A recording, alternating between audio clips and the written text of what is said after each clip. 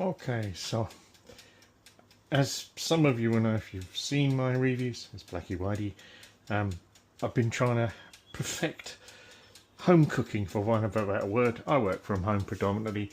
My wife, poor thing, works in a hospital. She's a midwife, so she can't really work from home. So when she gets in after normally a very long and harassing day, I got an air fryer, I got toasty to toasted, a microwave with a grill, and I also bought this, which is a pizza making machine, DMD.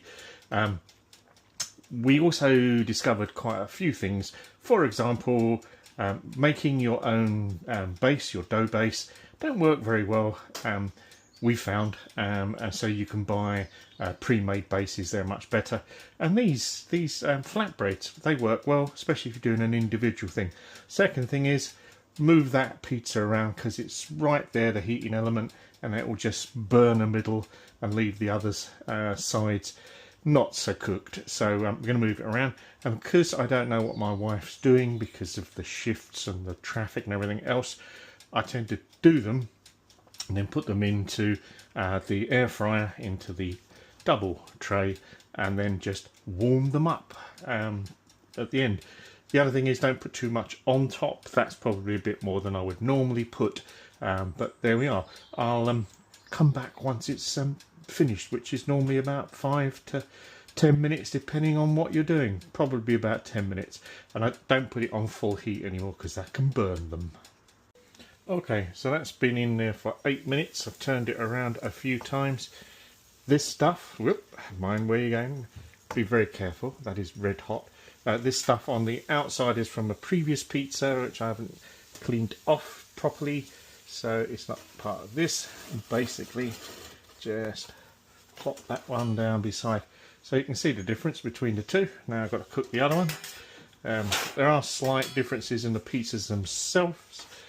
These things are very handy and essential, even if I'm doing it rather cack-handedly. There we are. Drop that roughly in the middle. Try not to burn yourself on the stone, which is preheated. And then we're off to round 2. So again, normally no more than, I don't know, 8 minutes or so. And as I say, the plan is to, she's actually rung to say she's on her way home, is to plop that, once it's cooled down a bit, in there, and then it'll be ready to warm up again when she gets home, which when you consider all the traffic around where the hospital is, by the Dartford crossing, it could be any time. So being able to warm it up, obviously reheat on that, is perfect. But even if I do say so myself, that ain't bad for a homemade pizza on flatbread. So we will see what it's like later. So that's the second pizza done. Put the air extractor on, because there's a bit of smoke coming from there, which is kind of inevitable because things fall off and get burnt.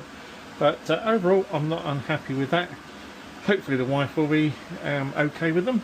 Slightly different versions. She doesn't like chili, I do, so there's chili on one of them. So it's going to be sort of Russian roulette to work out which one's got the chili on. If she starts screaming at me, I know I've given her the wrong bit. Well, there we are, 2 pizzas, one relatively inexpensive a pizza maker. What else can I say? Pizza's bloody expensive.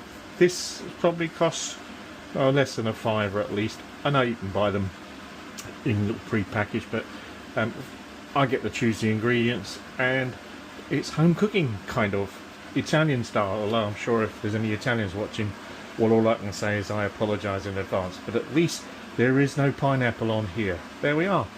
Over and out from Pizza Land, and I apologise for the really terrible Italian accent too. And I now have got rid of most of the smoke in the house, so I can just put you down there, and you can now hopefully hear me. 2 pizzas, thank you very much. 2 pizzas to go, Tony. Oh dear, I should stop doing the accents.